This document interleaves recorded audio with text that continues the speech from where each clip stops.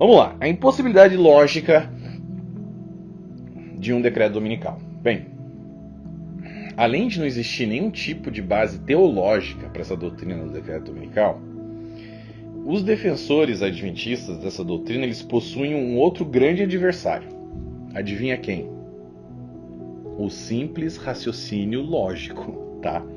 Como assim, Gleice? O que você está falando? Calma, eu vou explicar. Veja bem, gente.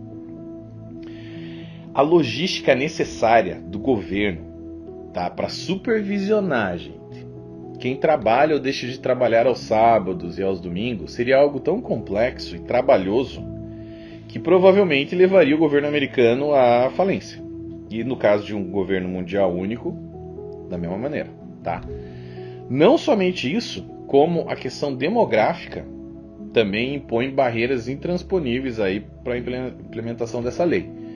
Vocês já vão entender. O que a gente viu ali que quando Ellen White ela criou essa terrível profecia, né? Os Estados Unidos e o resto do mundo, eles eram totalmente diferentes do que eles são hoje.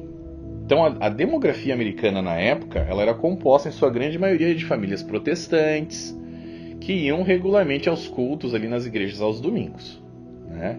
Hoje em dia, apesar de ainda existir bastante protestante aqui nos Estados Unidos, essa comunidade evangélica e até de católicos também perdeu muito espaço para outros grandes grupos religiosos e também grupos não religiosos que possuem grande influência no Congresso Nacional Americano, tá?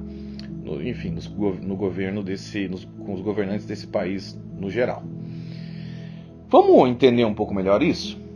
Vamos analisar aqui a questão demográfica primeiro, e depois a gente vai cair na questão lógica, racional mesmo, da impossibilidade desse decreto. Olha lá. Primeiro grupo que nunca aceitaria um decreto dominical. Primeiro grupo. Só esse aqui já... Tem vários, tá? Mas esse primeiro aqui já descarta completamente a possibilidade de um decreto dominical. Quem? Sim, eles, os muçulmanos, tá? Veja, quando eu era adventista, eu sempre me perguntava, me questionava, assim, por que Ellen White nunca incluiu os muçulmanos nas profecias dela? Como era possível que a mensageira do Senhor havia deixado de lado esse grupo religioso tão grande, tão poderoso, né, e assim, tão temido por todos, né, devido aos ataques terroristas, da ala mais radical deles, etc. Bem, o que acontece, gente? Ellen White, ela nunca poderia imaginar que o mundo islâmico se tornasse a potência que ela é hoje, que ele é hoje, tá? O que aconteceu, muito provavelmente, isso aconteceu por quê? Porque no início do século XX, enquanto Ellen White ela ainda estava viva e escrevendo bastante a respeito do decreto dominical, a população mundial islâmica não passava de 200 milhões de pessoas. Já no ano de 2015, esse número explodiu para 1,8 bilhões, totalizando quase 25% da população mundial. Hoje em dia passou de 2 bilhões já. Bom, nas suas divagações escatológicas, a senhora White chegou a colocar quem? O espiritismo, como um poder muito mais atuante no fim dos tempos, muito mais do que o islamismo, que ela nunca mencionou. Você não vai achar nunca ela falando do islamismo nos escritos dela. Ela acreditou que não teria nenhuma relevância. Vamos ver o que ela diz no livro Grande Conflito? Olha lá. Os protestantes dos Estados Unidos serão os primeiros a estender as mãos através do abismo para apanhar a mão do espiritismo. Estender-se-ão por sobre o abismo para dar mãos ao poder romano. E sob a influência desta tríplice união, esse país seguirá as pegadas de Roma, desprezando os direitos da consciência. Bom, o que acontece, gente? Eu acredito que a obsessão de Ellen White com relação a Roma, né? Era sempre Roma, Roma papal, Roma imperial, Roma, Roma, Roma, o Papa, e também com relação ao espiritismo, por que ela batia tanto nessas duas teclas? Bom, sobre Roma a gente já falou extensivamente o porquê, mas o espiritismo é porque naquela época, que ela estava viva ainda, o espiritismo parecia apontar assim que ele iria ter um grande crescimento no futuro, né? Essa ideia dela, essa obsessão por essas duas religiões, acabou cegando ela, né, para o que viria ser hoje o maior movimento religioso deste século, disparado. O islamismo é o maior movimento religioso deste século. O crescimento deles foi absurdo. Do século passado também, tá? Bom, projeções demográficas, gente, indicam que só para vocês terem uma ideia, em 2060, a população muçulmana vai alcançar quase 3 bilhões de pessoas, aumentando seu índice percentual para mais de 30% da população mundial. Isso tudo está no meu livro e todas as fontes estão lá, se vocês quiserem. É uma espécie de IBGE que tem aqui nos Estados Unidos que se chama Pew Research. Depois vocês veem lá, tá? Tem todos os números de toda a questão demográfica do mundo. Hein?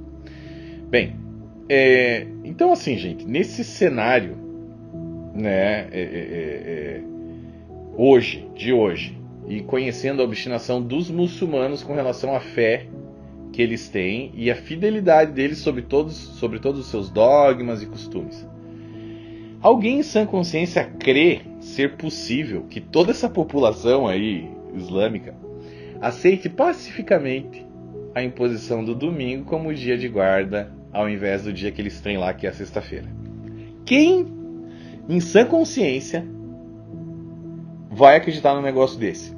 Veja bem, os muçulmanos, eles são...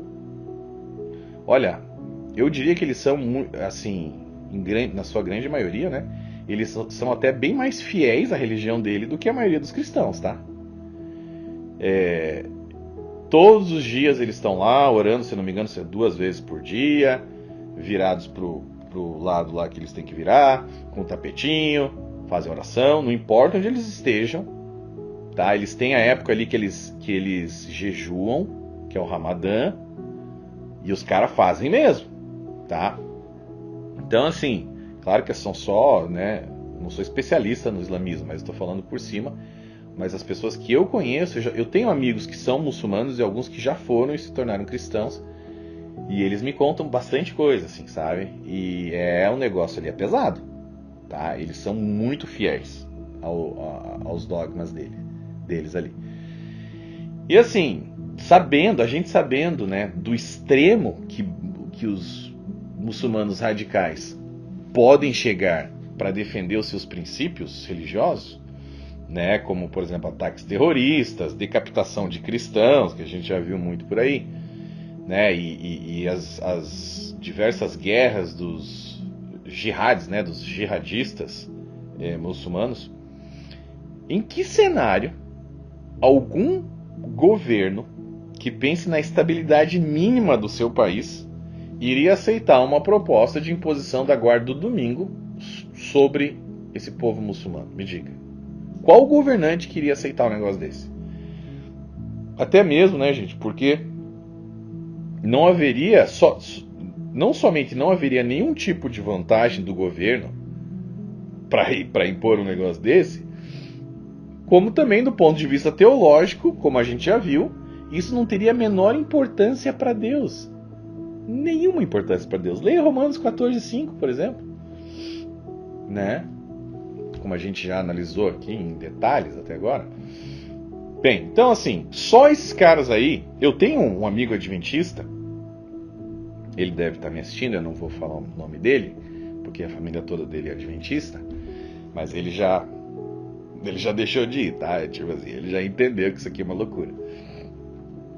E a coisa que, na verdade, ele entendeu quase que no mesmo tempo que eu, mas depois eu passei algumas coisas para ele que ajudou ele a acordar. Assim.